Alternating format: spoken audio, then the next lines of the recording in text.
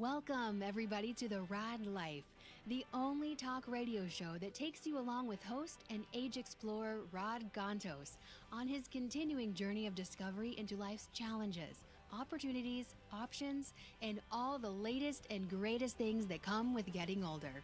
The Raad Life is brought to you this week by Your Home for a Lifetime, a company dedicated to empowering you to stay safely, independently, and comfortably in your own home. And now here is your host, Raad Gantos. Raad Gantos is in the house, ladies and gentlemen. Oh, wait, let's get his mic up. Is my want to mic talk on? to me? Hello. Okay. No, I don't know. Are you cutting me off? Well, if you're gonna Just because I threatened you off you're the gonna air? threaten to out me here, yeah, exactly. I don't recall using those words. You should have heard the political incorrect conversations. I'm we were telling having you, off if the people air. only knew the kind of conversation that take place when we're not on the air, they think it's bad enough when we are on the air. It's worse. Oh, It's much worse. it's like World Wrestling Federation meets what? like Jerry Springer. What was that show? With everybody was sitting around the table. It was a political show. It was on TV, and it was Politically incorrect? No. No. And it was a guy who was always talking like this. We remember I that? don't know. It was like something, the something report or something. It was like The McLaughlin the report. McLaughlin report. I used Yes. to love the Yeah. McLaughlin. So the McLaughlin report meets World Wrestling Federation with a little of just completely incorrect, politically incorrect. John McLaughlin was funny. He would go, he'd say, yes or no, Trump's going to last? He's not. He would just, he'd say this, and he'd be like, well, I don't know. Yeah, but he was the only one who did that. Yeah. Now everybody basically Buchanan operates was on on that the show. on that Yeah, black right, and white exactly. matrix, right? Okay. Anyway, we are not going to go down that path No. because we pretty much actually have a pretty, I think personally, pretty raw conversation lined up for today. Yeah, I think Okay. so. Here, we're going to get your guest very close. I want to introduce my guest. So please, if you are watching and you happen to be on the live feed on Facebook, say hello to my guest, Michael Sweet, who is here representing the Michael J. Fox Foundation and his own personal experience, because Michael is... I am a early-onset Parkinson's disease patient. And when were you diagnosed? November of 2008. So you have been diagnosed for... Gosh, it's What? 6, 7, 8 years almost? Yeah, almost 8 years is coming the end of this Oh, actually, year. almost 10 years. Oh, At gosh, the end of yeah, this we're year, in right? 2018, Right. yeah. So 9+ years you've been diagnosed. Yes. Okay. And so let's just set the stage with your own personal situation, and then we'll switch into the foundation, to the amazing foundation. So And then we'll segue into the connections we have because we were both from Minnesota. There you go.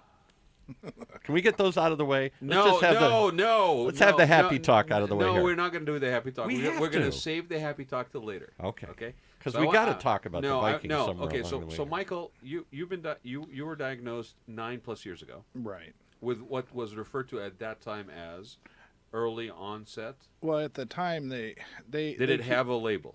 no, they just Parkinson's It was just disease. Parkinson's, right? But since there's been people diagnosed in their 50s or 40s, 30s, I know of a person just recently that was diagnosed at 15. Oh, I was shocked. I was looking at some of the stuff when I was doing the little teaser that we put out. Obviously the numbers are not that big. The majority of the numbers are still in the later age brackets, but they're ironically in later age brackets. They're not like 60 plus. Right. There's also actually younger, which really was frightening for me. But also there were cases as young as 6 years old. Yeah.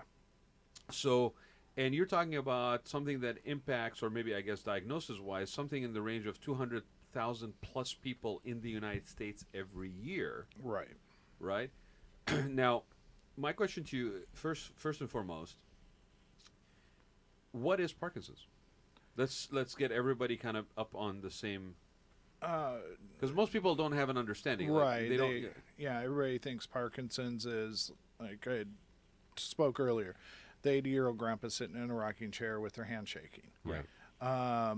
The ultimate diagnosis of what Parkinson's disease is your receptor in your brain that produces the dopamine, Yeah. which, of course, creates your highs and lows and emotions. Right. a Parkinson's patient, they don't produce enough of it, where a normal healthy individual produce 90 to 100% dopamine production, depending on their emotion. Right. A patient like myself produces about 25%. Wow. So it's a substantially lower amount Yeah. of dopamine. And the dopamine controls motion. Right. No. Yeah. Can't talk. Right. That controls speech too. It controls your emotions. Your Can I just say something? Just Emotions and your just, motion, Just, yeah. just have like a flippant moment, okay? As emotionally out of control as people are these days, right. okay, it actually doesn't sound so bad No. to actually have only 25% of To their- dial of- down their of- dopamine to a little to bit dial here. down their dopamine. Because there's a whole bunch of people that I basically get exposed to everything from news to otherwise that I would love to dial down their dopamine. Yeah. Oh, Right. And let me just chime I'm not in. making fun of it. I'm just saying. Oh I'm no, saying I it's- agree. yeah. I agree 100%. Let me chime in and point out some other connections. Obviously, on the show, we pointed out that my mother had Parkinson's, my late mother, for many years, which made her life miserable. And we'll talk about what that did to her life. My grandfather. I mean, like I said, how old were you when you got diagnosed? I mean, that's what I mean. It's 40 years old. Is exactly the process actually took 2 years To get diagnosed. to get diagnosed, but the words you have Hold on a second, Paul. Parkinson's. So you were diagnosed and you got the word that you had Parkinson's at the age of 40. Yeah, So technically, you were kind of dealing with it from the age of 38. right. Okay, Paul, when did your mom get diagnosed? How old was she? Well, that's the whole. I got to give a little explanation here for a second. Parkinson's is observational. There is no test for it, so you can't go get tested and see if you have it. And I think he had the best explanation for it. In our family, as in many Irish families, for some reason, I don't know why it runs through Irish communities, but there is what's known as motion disorder, familiar tremor. And I have had that since I was a little child, and my aunt had it, and my mother had it. So they could never decide if she really just had a really bad case of familiar tremor, of essential tremor. That's really what it's called. Well, what is essential tremor? I'll let him define it. He had a perfect way to describe it here. The difference between What's- essential what's- tremor and what's- Parkinson's. What's essential tremor? My doctor had who is a neurologist, and he's a movement disorder specialist. He defined to me the difference between Parkinson's and essential tremor is Parkinson's is an at rest. You're not doing anything. Your arm's just sitting there, and Okay. it maybe starts shaking or stiffens up with dystonia. Essential tremor is something where you pick up a knife and you're buttering bread and you start shaking at that point.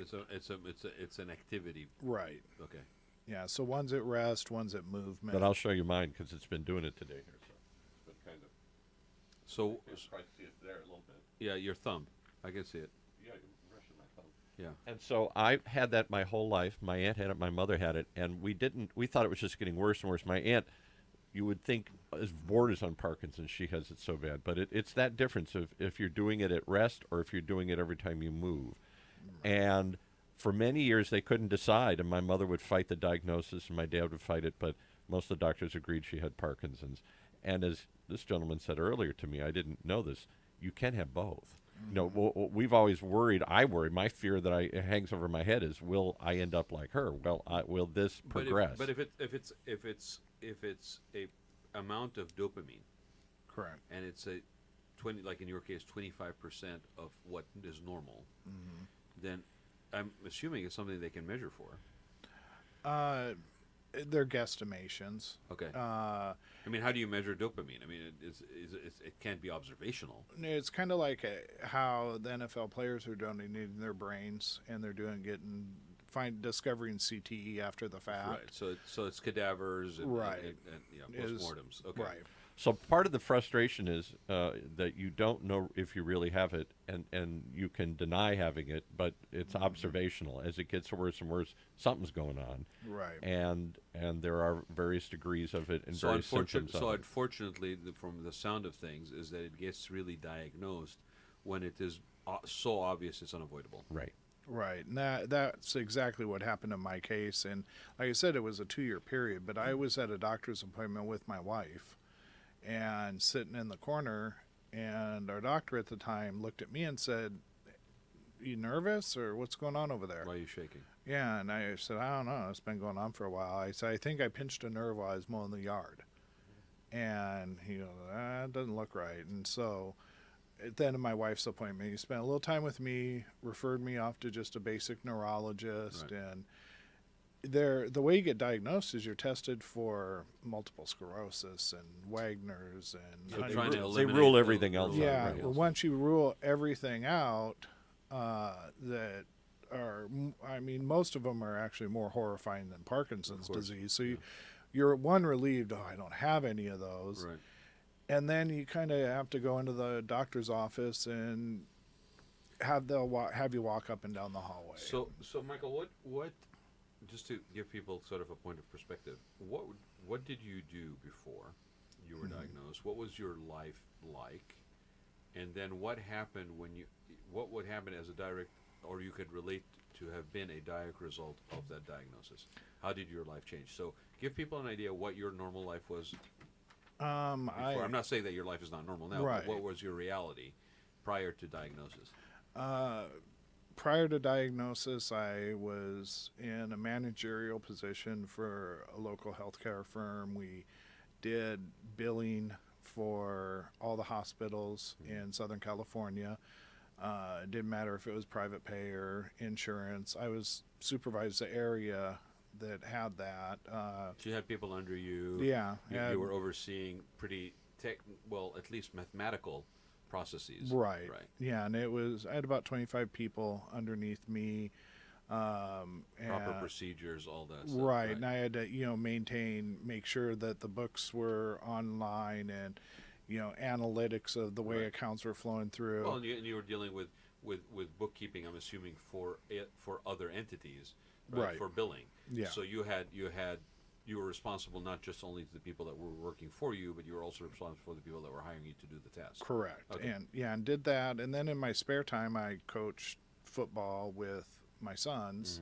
In youth football, I was out coaching them and helping them. And the diagnosis hit, and I fought, like I said, for 2 years. I fought with dealing with, the tremors and missing work because you just couldn't get out of bed. And, and my work started getting a little frustrated with me. And once I got the diagnosis, my doctor said, you need to leave because your stress at your job. It's too stressful a situation for you. Right. And, having customers call and yell and scream at you on the phone, and then your boss asking why your department's not reaching its, quarterly goal. And Right. I just couldn't handle it. And I went ahead and took his recommendation and retired. And that was probably one of the hardest times in our life because my wife and I, we were in a really good point.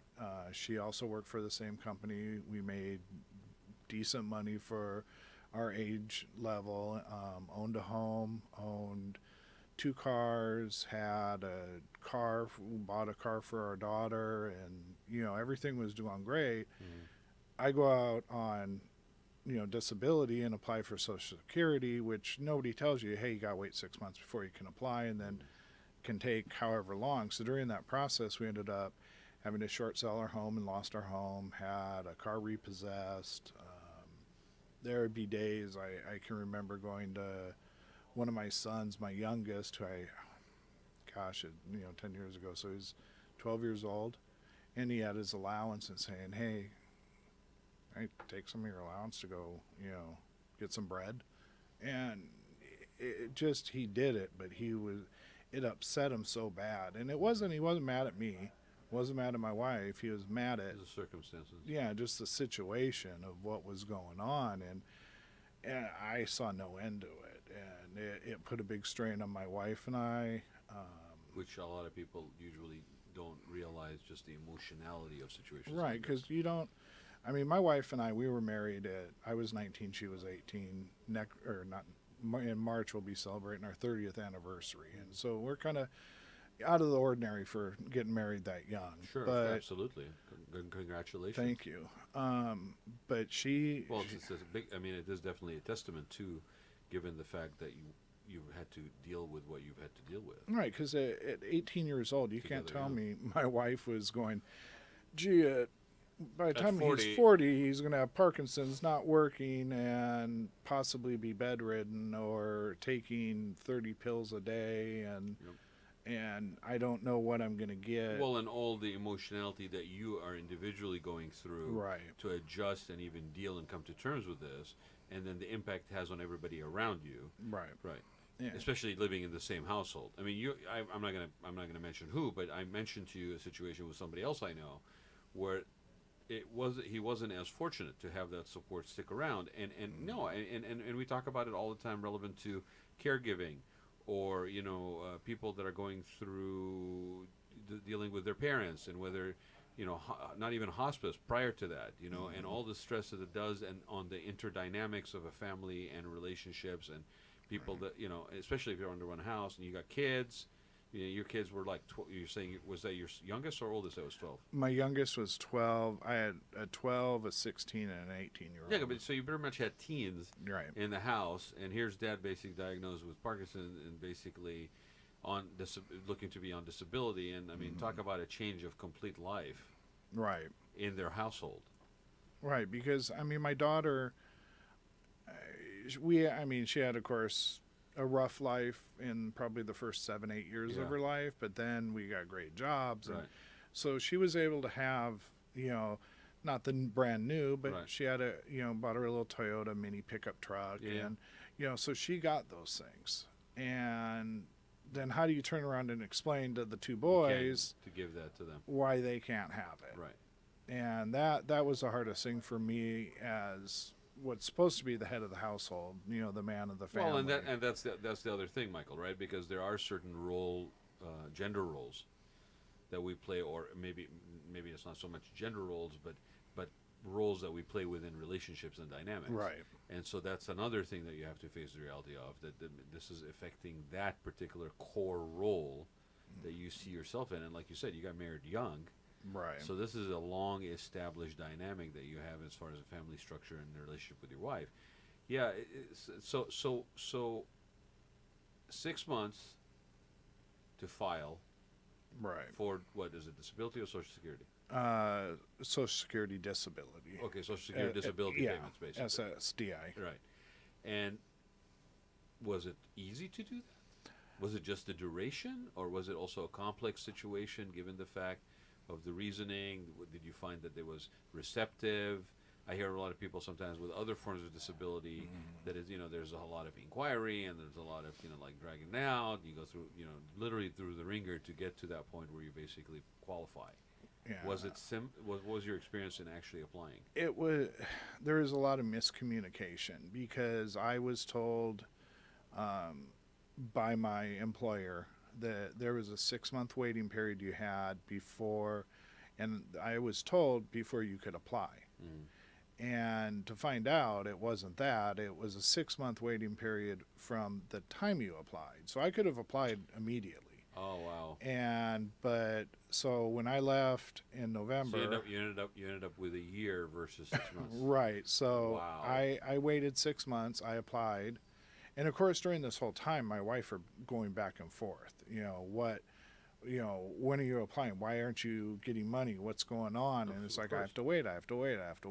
And when 6 months is a very long time. A year is even longer. Oh, it was when you're dealing with something like that. Right. I mean, we had a $2,800 mortgage payment that my wife was trying to do on her own, and it just wasn't working. And so when I finally did apply, 6 months later, I got a letter in the mail from Social Security saying, please come to the local office.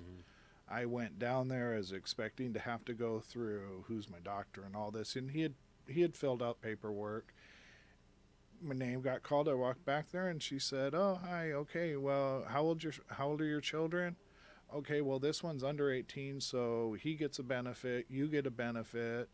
There's the formula for. We'll back. You're also going to get back paid over the past 6 months, and your payment should be there in 3 weeks." So I fortunately was the easy case, and it was everything to do with my doctor. He filled out the form correctly. He wrote that it was debilitating, that it would affect my work, and that I could not work. And it's a lot of people. Took all the ifs and whats and Right. buts out of it for them Right. when they process the paperwork. Now, is that a common experience with people that are No. filing with Parkinson's as a reason? No, I have a friend who, unfortunately, was diagnosed with MS, and her and her husband, I want to say they had to hire attorneys. They went about 3.5 years before she was given her Social Security. It may have been longer even. So, Michael, do you think a bunch of that is just the bureaucratic process, or is it actually a fundamental misunderstanding or lack of understanding of what it really is as a disease, Parkinson's specifically? Or is it both? I think it's a little bit of both. Okay. Because the saying somebody had said last year, is actually Michael J. Fox had said it at our forum last year, is the common ground is people have this attitude that you've seen one Parkinson's patient, you've seen every Parkinson's patient. Yeah, they used to do the same thing about Alzheimer's. Yeah, and It wasn't that long ago that it was just one blanket statement. It's Right. called Alzheimer's. Now there's all multiple different categories. Yeah, and the reality is, if you've seen one Parkinson's patient, you've seen one Parkinson's patient. Right.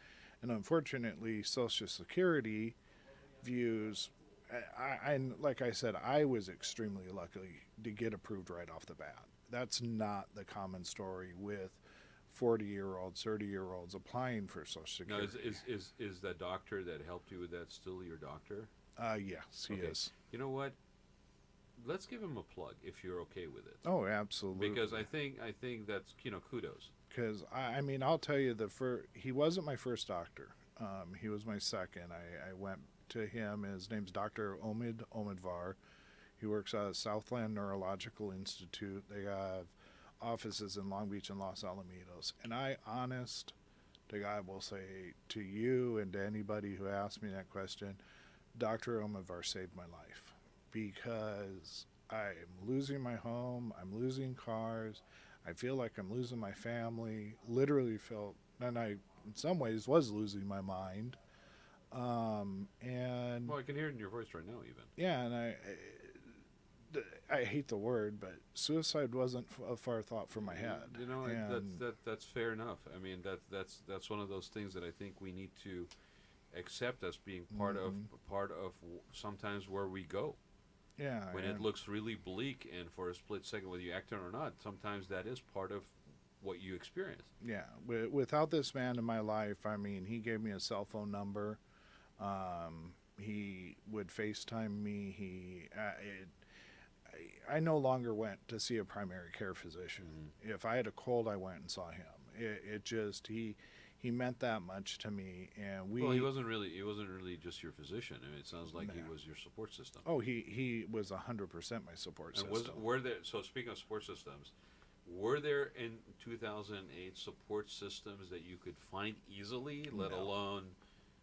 Not that I could find. What I ended up doing is I went on Facebook and typed in Parkinson's support, and nothing came up. In 2008, nothing came up on Facebook for Parkinson's support. Right, except for create group, and I was like, okay. Wow. So I created a group, and I titled it Young Onset Parkinson's Disease Support, and waited for somebody to join. And a friend of mine, his name was Vinny, he's from New York. He joined. We started talking back and forth. A couple other people joined, and we got a conversation. I started learning more and more that I wasn't alone. I wasn't the free sideshow freak at the circus. Which is super critical, right? I mean, sometimes I've talked to some people that are dealing with difficulties, and it's super critical that you have that sense, but it's really kind of an irony, double-sided, two-edged sword. Because sometimes when you're going through something, you feel like there's a certain uniqueness about you because you're going through it.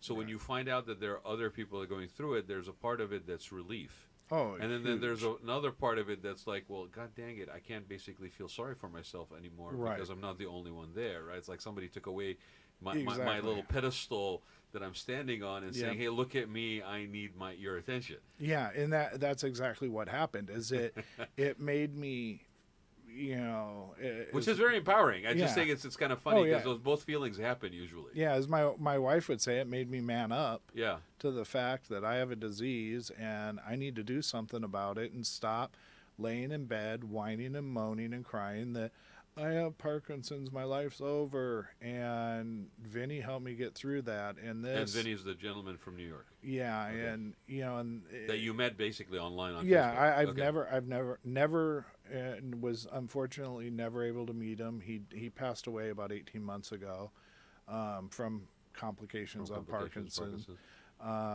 But he's And another person. how old is Vinny? Vinny, when he passed away, was 47. Wow. So, and it was heart wrenching to get that email from his wife. To know the first, real kind of encounter that I had with somebody that could relate to exactly what I was going through wasn't there anymore. Right. But that two-person, myself and Vinny, has blossomed, exploded, however you want to put it. Yeah, what happened to that support group that you guys put We up? now have 3 total support groups. Okay. There's the Facebook won't let you change the name, so Right. it's still Young Onset, even though it's just a general Parkinson's support. Has a little over 4,000 members, which then I had people asking, hey, I'm a caregiver. I really don't want to ask questions or I want complain. the support from other caregivers. So how do you do? So I started one. So it's strictly caregivers only. That's a little for 2,000 Which members. we forget about also that it's, sometimes the caregiver is a family member, but in a lot of times the caregiver may not be related by Right. blood, and those are people that also carry that emotional impact that of giving, being of service and caring for Right. people, right? Yeah, and I view every child of mine's a caregiver. My aunt's a caregiver. My grandkids are caregivers. Yeah. I mean, they in see their own, me. in their own way, I'm sure. Yeah, they see me shaking, and they know that if they come over and start rubbing Papa's arm, it's gonna help me and it make me feel better. So so all told, between that simple little conversation with me and Vinny, we got a little over 9,000 members between the 3 groups. That's phenomenal. And it's which introduced me through meeting different people through there, introduced me into the advocacy world Right. with Parkinson's Action Network, which then was joined in with Michael J. Fox Now, Foundation. Michael J. Fox Foundation, when was that formed? Oh gosh, It wasn't that long ago. no, I don't have an exact date, but it was in the early 2000s, I would guess. Yeah. And they're It probably was pretty fast after he basically was diagnosed, I think, right? well when he came out. When he came out, sorry. Yeah, it was shortly after that. Right. And people, what the Fox Foundation does, it's amazing. I mean, they cover every avenue from helping people to pay for their medications, to conducting clinical trials, to what I do is go to Washington D.C. and meet with Congress and senators. I mean, there's nothing. I'm going to look it up. I think it was something like $750 million that they have spent. Oh, yeah. And there was something about the that and I was impressed. There was local representation. Mm-hmm. There was volunteer. There was multiple ways that you could get involved. Yeah. With the organization. What do you think? What do you think happened when he basically came out and basically founded the foundation? What did that mean to Parkinson's? It made it real, because prior to Michael J. Fox, and everybody remembers that picture of Muhammad Ali lighting the torch and shaking, but Muhammad Ali, people viewed his Parkinson's as The direct result of his being a boxer. Yeah, being a boxer and getting beaten up. And Right. Michael J. Fox put a reality to it that you could be a young, successful person, and this disease is indiscriminate. It didn't care that he was from Canada. It didn't care that he was rich. It didn't care that he was an actor. It didn't care that he was actually, I think when he got his original diagnosis, and don't beat me up at the forum, Michael, if you hear this, but I believe he was in his 29, 30 years old when he was actually diagnosed. It was when he was filming Back to the Future. Wow. Can I just, I've been listening quietly to this conversation here. And one of the things back when I was an entertainment publicist back in the 80s, nobody knew that Michael J. Fox had anything like this. It was kept very quiet. And when he finally couldn't deny it any longer and was coming out, one of the things that pointed out was how he hid it for years. And the way he acted and the way he was shot never from his left side. My familiar tremor is mostly on my left side. I don't know why the left side is predominant in a lot of these cases. And you can go back and look at when he was on what was the show where he's the junior mayor? I forgot now. The famous show. You're talking about Family Ties? No, Spin City. Spin City, Spin when City, he was on Spin City yeah. for years and all these other things. You can see how he was always hiding the left side of his hand. Right. And he was always, if he had to hold something in his left hand or do something, he was holding something to stabilize it or is holding on to something. And so he learned very carefully how to cover this and mask this, being the actor he is. And because it's frightening, it's fearful, and it's fear of the unknown too, right? I mean, this is something that you see somebody going through, and it as much as you don't want to be put back, it puts you back, and my you don't mother's understand it, so it's even more like, okay, see you later, kind of. You want to extricate yourself out of that situation. My mother's two biggest problems with the disease, and we'll assume she did have Parkinson's and not really bad essential tremor, but it makes no difference. It was the same problem. Was that one, she became unstable and fell. Two, she became terribly embarrassed, wouldn't go anywhere, she thought everybody was staring at her, and that then made her so weak because she wouldn't walk and she wouldn't go anywhere, that it took nothing to take her life eventually here. Right. I have a good friend of mine that basically was diagnosed a number of years ago now, and he was very involved, very active, very involved, very like standing at a podium and telling it like it is kind of thing, and he actually moved out of town to somewhere else because it's a small town. San Clemente is a small town, and I think part of it, I've never really talked to him about it, but I felt that part of it was he just did not want to be seen by others in a different manner than from what he presented authentically to the community, especially when he was that involved in it. So I think the greatest gift that Michael J. Fox did is not just to raise awareness to it, but to make it okay, where we accept seeing people shake like it's the worst thing in the world. Because the majority of people I knew, my mother, if they're like my mother, and even me, I get... with my familiar tremor, people have looked at me and said, "What are you, drunk, or what do you got a problem?" Or I actually had a client say to me, take me aside once and say, "Do you have a drinking problem?" Like I have delirium tremors, and so you're always trying to hide it. You're always feeling embarrassed about it, and for him to go out and act, and like what's the most recent series he was on, the lawyer, or he was playing Boston Legal. Boston Legal, but the other one he was on as a recurring character. The Good Wife. Yes. And he's playing an actor with a lawyer with Parkinson's disease. And it was kind of clever because he would use that to his advantage to get sympathy and stuff in the show from the juries and stuff. And they're always like, oh, there he goes again doing that thing here, just to make himself seem sympathetic. To normalize it. So he was trying to, and the character, Which it is. I mean, turns around and uses it to sympathize, gets sympathy from the juries. All of that makes it normal. In the same way that every other disease and every other condition, people come out. We have a guy at our church who had a bad stroke, and he's an usher. And I just say, what bravery to go. He drags himself up and down the aisle every Sunday to the point where nobody notices anymore. But the first time, you can't help but stare. Well, I want to do this because we're going to run out of time before we give this out. I want to give out the website for the Michael J. Fox Foundation. It's michaeljfox.org. Right? We're correct. And it was actually founded in 2000. Yeah. And I'm not sure when this was written in Wikipedia, but it said that the Established by actor Michael J. Fox in 2000, the foundation has since become the largest nonprofit funder of Parkinson's disease research in the world, investing more than $650 million in research to date. So whatever the to date is, that's the thing, and it's funded through funded research and ensuring the development of improved therapies for these living with Parkinson's today, because there's no cure, right?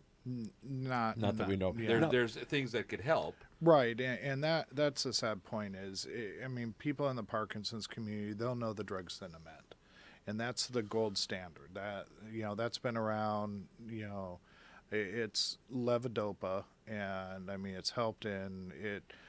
Dopamine or levodopa was in a movie called Awakenings with Robin Williams and Robert De Niro. So that's been around forever. And the newest drug that's come out on the market is called Riteri or Riteri, however you want to pronounce it. And unfortunately, all it is carbidopa and levodopa. Same thing as Sinemet. It just enters your system differently. And it crosses, because the problem with Parkinson's, you have to get your medications to cross through what's called the blood-brain barrier. Yeah, right. And, you know, Riteri does that a little bit quicker, does it more effectively than Sinemet does. There's other medications out there that, you know... And how expensive are these medications?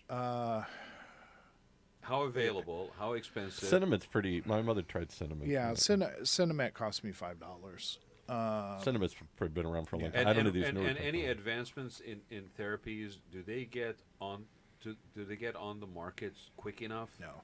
Now, there was somebody who did... I think they were on one of our shows, actually, and they claimed that Parkinson's could be helped or managed through, and I want to say it's like boxing or something. Or yeah, the Rock Steady Boxing is the name of it. Yeah. It is, and that's kind of the new wave thing. Is it's not hardcore punching, you know, but it's just movements. You know, you get. So your is arms it strengthening? It's core strengthening. It's keeping, because kind of reprogramming your body a little bit. With Parkinson's, you know, the tremors itself, you'd think your arm's shaking all day, you're going to be Popeye. But the reality is you have muscle atrophy and your muscles kind of disintegrate and, you know, go through it if tremor is your main source. So actually exercise helps. Oh, absolutely, it does. And the other thing that I think needs to be pointed out, as much as you notice on the that's outside. one of those things that you don't know. I don't know that a lot of people talk about. On the outside, my mother used to complain even Physical more fitness. about the inside. She felt she was shaking. Yeah, and that's my... I'm not atypical. Atypical Parkinson's is, like you said, left side tremor.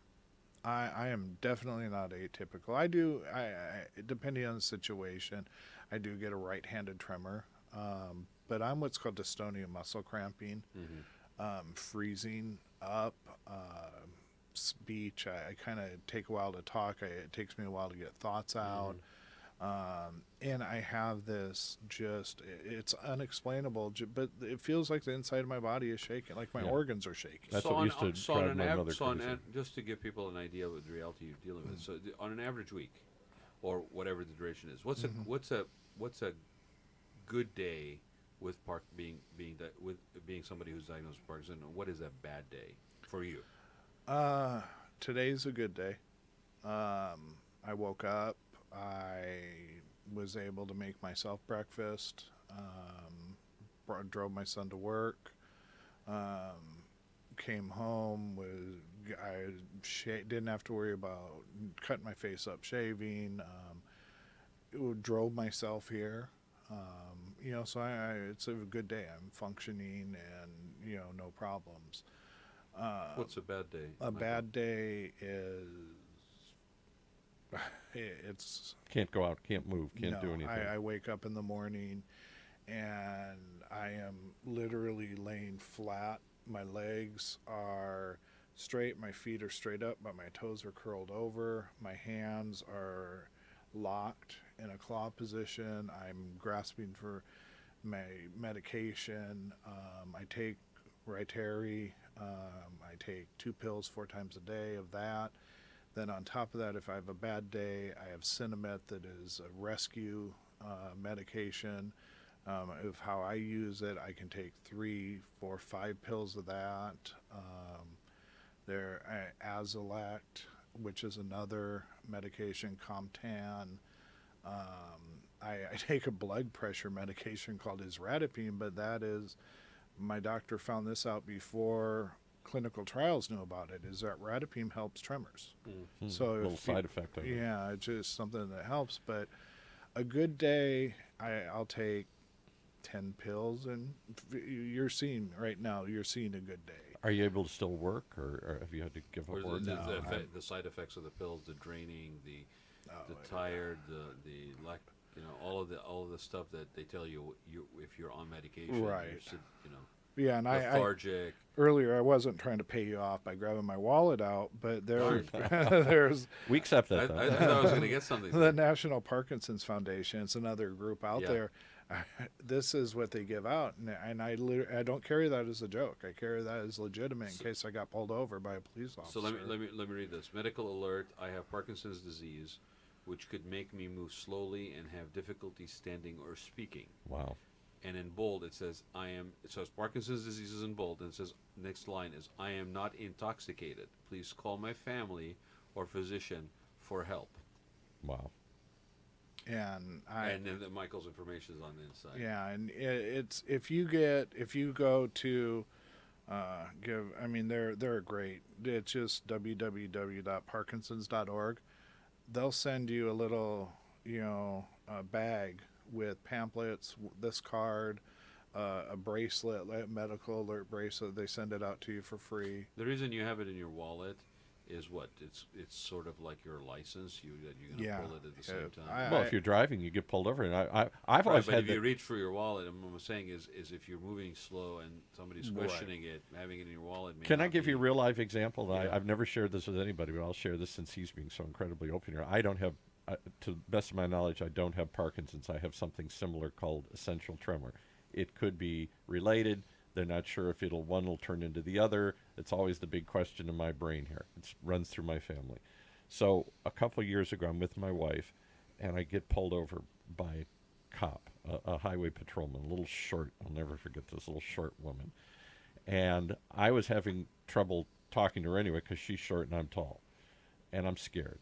I don't get pulled over very. I'm the old school. I get scared when a cop pulls you over, even if I've done nothing, right? And I start shaking when I'm scared. And she thought I was drunk. Mm-hmm. She put me through the whole drunk test, and the more she did it, the more I shook. Yeah. And I was so scared. I hadn't had a drink. I hadn't had anything. I was just, and I was so embarrassed. I was with another couple, and I got run through, and she just would not accept that I wasn't just BSing her here, that I wasn't drunk, that I wasn't being difficult, and I was just you're scared. you're fully conscious. I mean, I would imagine on a bad day you're fully conscious. Oh, right. It's just that your body is not playing along. Yeah, because when you get scared, it gets. I don't know if it's Parkinson's, certainly in essential tremor. When you get scared or nervous, you go on stage. Or what I used to have problems with go on stage, where my hands would start shaking wildly. That's why he's behind the mic, by the way. So I'm behind the mic. Yeah. Right. Exactly. It's Well, probably true. And I could tell you, I watch a show on A&E every Friday and Saturday night about police and chasing people down. They do that sobriety test, and my wife goes, "You think you could do that?" It's like, no. I hadn't thought about that for years, but I was so embarrassed that night when that happened, Yeah. and they were so convinced that I was just being difficult or drunk or trying to hide it. So what? I mean, We gotta go We're here, almost yeah. running out of time here. What are you hopeful about with this? I mean, and let me just say this: being diagnosed with Parkinson's is not a death sentence. No. It's just it's something that could be lifelong, right? I mean, especially if you're getting diagnosed early.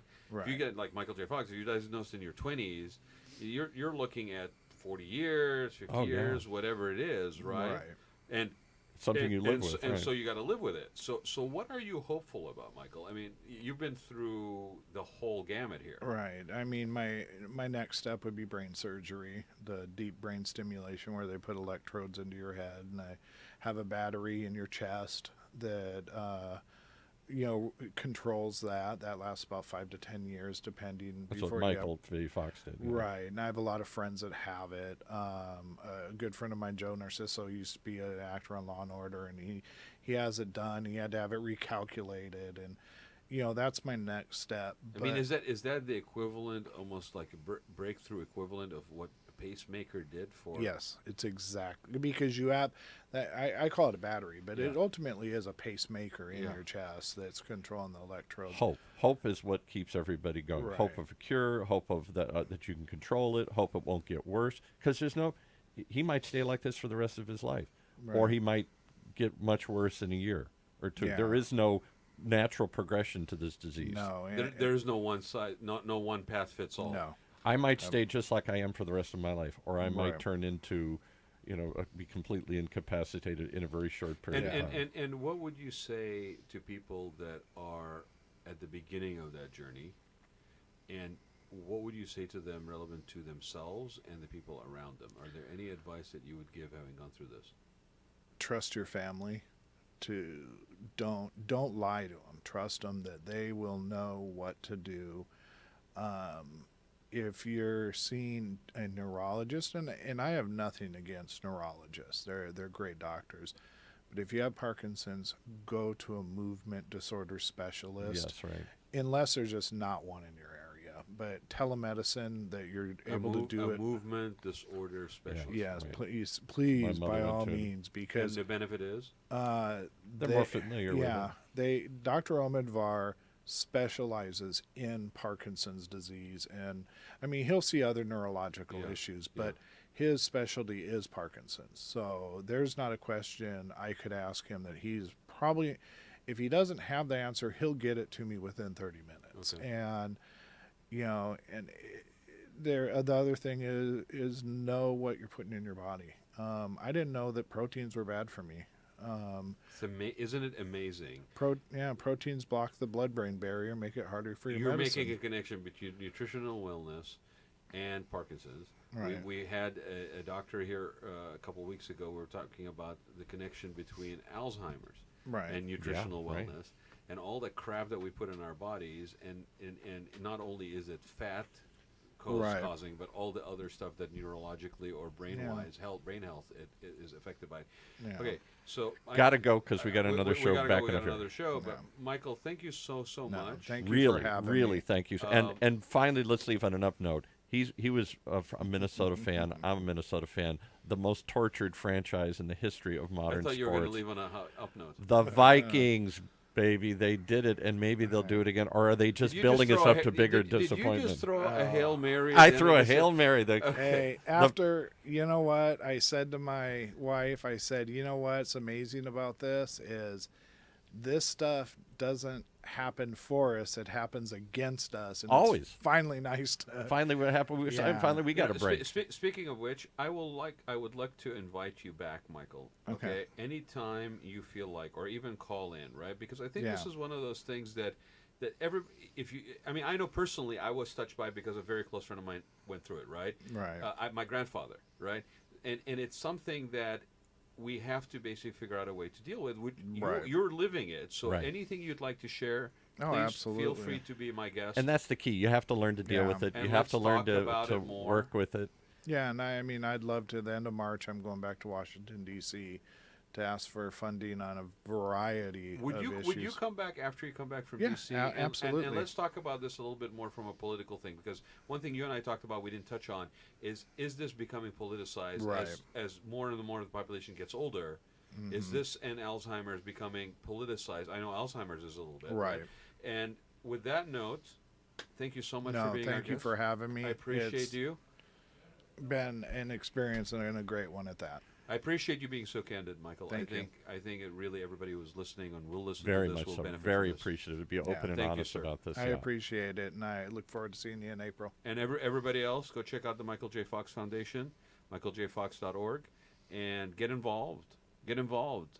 If it is not touching your lives now, it'll touch somebody's life that you know or yours. And don't turn away when you see And somebody don't shake. turn away. Right.